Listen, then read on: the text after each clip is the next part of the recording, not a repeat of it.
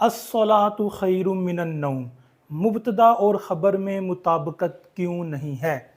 अस्सलातु है मुब्तदा और इस मुब्तदा के बाद सारी की सारी है ख़बर। तो ये तो अस्सलातु है, यहाँ तो गोलता आ रहा है। अस्सलातु बतौर लफ्ज़ देखा जाए तो ये मुअन्नस है, तो आगे मुताबकत होनी चाहिए। जैसे कि कुरान पाक में है इन्नस्सलाता तन्हा, तो यन्हा की जगह तन्हा आया है, यानी मुअन्नस का सीगा आया है। तो यहाँ भी मुअन्नस आनी चाहिए थी ख़बर, लेकिन ऐसा क्यों नहीं हुआ। आखिर यहाँ पे कौन सा कायदा है जो आप सब तलबा के लिए जानना बेहद ज़रूरी है।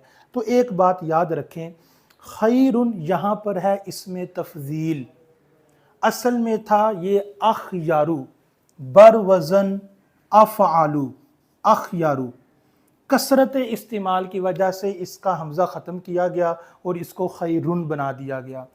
दूसरी बात आपने ये याद रखनी है कि जब जब इसमें तफजील मिन के साथ इस्तेमाल हो तो उस वक्त इसमें तफजील हमेशा वाहिद और हमेशा मुज़क्कर होकर इस्तेमाल होता है।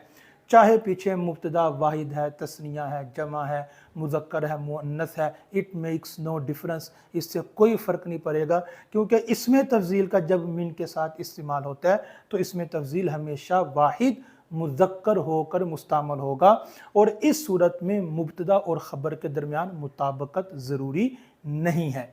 इस बात के बाद आइए हम इसकी बेसिक तरकीब करते हैं। अस्सलातु है मुब्तदा और इसमें तफजील ये अमल करता है, इसमें तफजील का भी एक फ़ाइल होता है और आम तौर पे जो इसका फ़ाइल होता है वो इसमें हुआ ज़मीर होती है। तो इसमें तफजील अपनी हुआ ज़मीर फ़ाइल और मिनन नौम, ये जो जार मजरूर है, हम इसको बनाएंगे ज़र्फ़े लग़्व।